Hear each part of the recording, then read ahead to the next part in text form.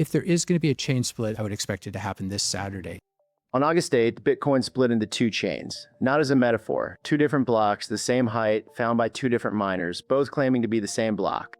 Michael Saylor posted that nobody controls Bitcoin, and that the network has spoken. Luke Dashjr says BIP-110 has not failed. Everyone holding Bitcoin at that moment held coins on both chains. That day, one of them produced two blocks and stopped. The other never paused. This is what happened and how it can still end. It starts with one number, 2.53%. That is how much of Bitcoin's mining backed a proposal called BIP-110 in the period that decided its fate. 51 blocks out of 2016, it needed 55%. There's the miner-activated soft fork. They're going to try to get to 55% and basically hope that that creates enough pressure on the other miners who don't signal to... For months, BIP-110 had been trying to push a temporary rule change onto Bitcoin.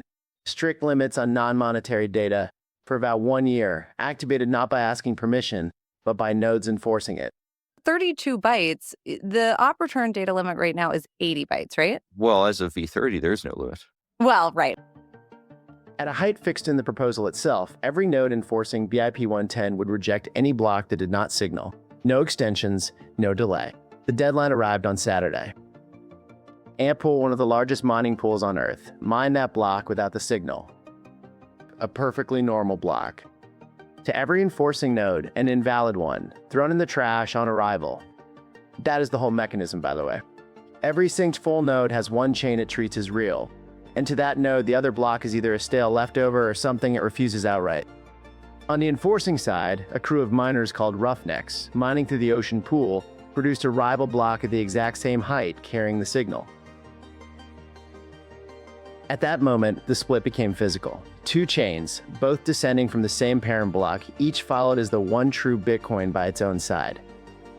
The split landed on a difficulty adjustment, and difficulty does not scale down for a chain that loses its miners. So the new chain began carrying the full weight of a network it no longer had. Here's a detail that only makes sense once you know how Ocean works. Ocean lets each miner build their own block template, so one pool ended up producing blocks on both sides of the split. Roughnecks mined for BIP-110 through Ocean. Another operation, pointing hashrate at that same pool, used that same freedom to mine for the main chain instead. In their explanation, they wrote this: "Hashrate is a vote you cannot fake, and we decided the proposal was not worth following. 2 miners, 1 pool, 2 bitcoins." And then the pool had to explain itself. Ocean posted that for roughly 18 hours, some miners using its templates may have believed they were mining on the non-BIP-110 chain, while their hash rate was pointed at the BIP-110 chain instead. It said it would pay those miners back for what they would have earned on the other side, about 0.3 Bitcoin in total, and it moved its default endpoint back. Its closing line was, "Your hash, your choice." And the man who co-founded that pool is Luke Dashjr, who is also credited with the original draft of the proposal that caused the split. How did you hear about it? A New Year's party? New Year's party? Yeah. What New Year's party did you go to that they were talking about Bitcoin in 2011? IRC chat room New Year's party. The BIP-110 branch produced exactly 2 blocks, both mined by Roughnecks, and then stopped. The main chain rolled on without pausing, 18 blocks ahead, then more than 80, then more than 100 by Sunday. In the early hours of Sunday morning, Roughnecks announced that after a team meeting, it was stopping mining operations entirely. The only miner that had ever found a block on that branch was walking away. They called the retreat not a defeat, but an escalation to the next step, and they advised anyone still mining the BIP-110 chain under the current algorithm to stop until further notice. Under the current algorithm. Hold that phrase too, because here is the strange part. Even stopped, even without the only miner that ever found a block on it, BIP-110 has no failed state. The proposal was deliberately written without one. Data restrictions only switch on one full difficulty period after that. The chain can starve economically, but the software will never declare defeat. It did not disappear when it fell behind. It stopped moving. And you can see what that looks like from the inside. That weekend, a supporter posted a picture of his own node. He said the block height had been stuck on the same number all day. Now look at the prison that node was sitting in, because it is mathematical and it is brutal. When the chain split, both sides inherited Bitcoin's full mining difficulty.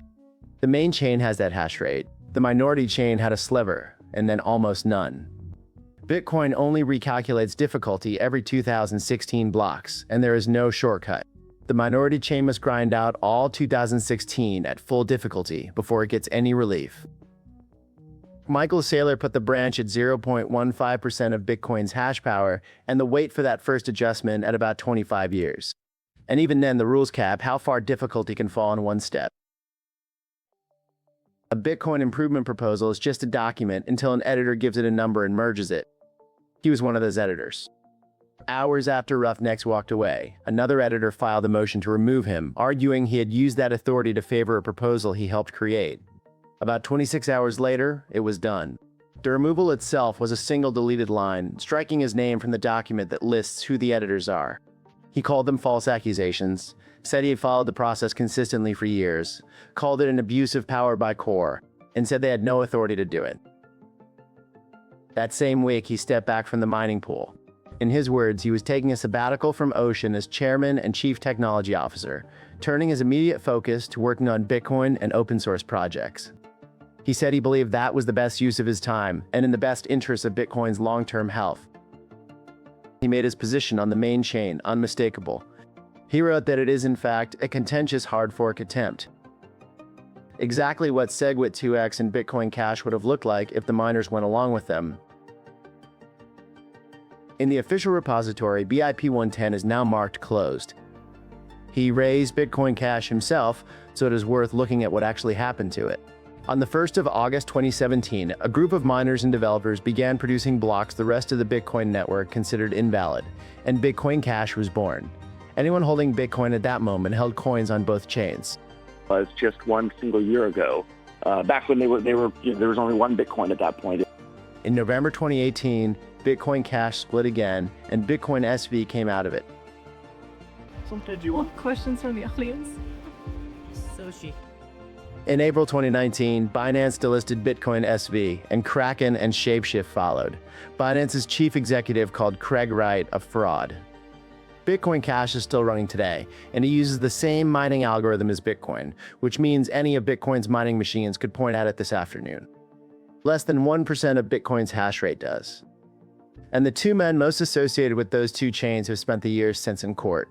Roger Ver, who promoted Bitcoin Cash harder than anyone, was indicted in the United States for tax fraud in 2024 and arrested in Spain. He admitted misconduct, entered a deferred prosecution agreement, and paid close to $50 million in back taxes, penalties, and interest. Craig Wright, who led the split that created Bitcoin SV and spent years claiming to be Satoshi Nakamoto, was ruled by a British court not to be Satoshi and was later given a 12-month prison sentence, suspended for contempt of court. None of that was caused by the fork. It is simply what happened next. So what happens to this one? Roughnecks reversed itself. It announced that it had decided to resume mining as soon as possible on the stalled chain tip, and that it would keep going until a sensible proof-of-work change could replace the pools it blamed for abandoning the branch. That reversal came less than 2 days after it had told everyone else to stop. That phrase from the farewell was the plan all along. Change the proof-of-work algorithm and reset the difficulty. And the two chains come apart permanently. Days before the split, a developer had already rebased proof-of-work change code that Dashjr originally wrote in 2017 onto the current version of Bitcoin knots. He described it as just some code to have in our back pocket in case miners betrayed Bitcoin. And the new algorithm was not chosen the normal way. Nobody knows the new algorithm right now, he wrote, and nobody will until we all know at the same moment. First, he published a hash of a sealed list of candidates so that nobody could accuse him afterwards of rigging the result. Then he pointed at Bitcoin's test network and said the next block found there would choose the winner. An hour passed. No block met the bar he had set. So he published a second sealed hash and a second rule.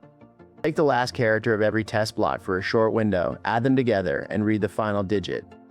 That is how the mining algorithm of the new chain was chosen, in public from the tail ends of 4 test blocks on a Tuesday afternoon. And while that was happening, the official Bitcoin Knots account posted that the Bitcoin network was under attack and that block production had slowed significantly. Readers of the platform attached a correction underneath it. The main Bitcoin chain, it said, continues normal block production unaffected. The slowdown refers only to the minority fork, which split off with about 2.5% support and stalled after 2 blocks. The proposal's pseudonymous author posted that the large pools had colluded to turn Bitcoin from money into a toxic data dumping ground. He said they were working on a proof-of-work change to fire the miners. What did August 8th prove? Two answers are being offered, and neither survives contact with what actually happened. One says the nodes lost, so nodes do not matter. The other said, before Saturday, that enough nodes would force the miners to follow. Watch what actually happened. The properly enforcing BIP-110 nodes worked exactly as designed.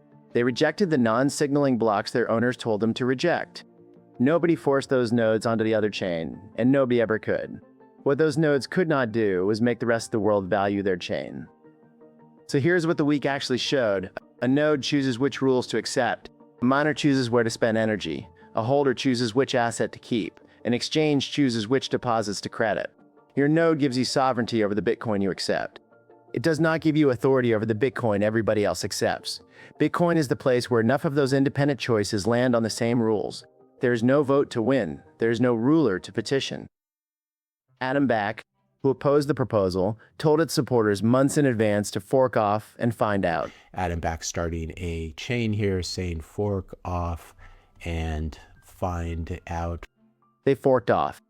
And what everyone found out is that changing Bitcoin does not require beating the miners, or the developers, or the node runners. It requires enough of the entire economy to move together. On Saturday, it did not. Nothing about the Bitcoin most people hold changed that day. Same coins, same supply, same rules as before. Anyone can fork Bitcoin. Bitcoin Cash proved that 9 years ago, and it still runs. What nobody has managed since is to make the rest of the world follow. Saylor says the network has spoken. Luke Dashjr says BIP-110 has not failed. I have always been a fan of Luke Dashjr. He goes against the current, and Bitcoin has been better for it more than once. The other two men in this story came out of it with their reputations in ruins. I truly hope he comes out of this better than that.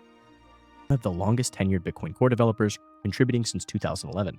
He is the creator and lead maintainer of Bitcoin Knots. Luke is also the CTO and co-founder of Ocean. Luke played a critical role during the 2013 Bitcoin chain split. He has been described by peers, including Jack Dorsey, as a guardian of Bitcoin.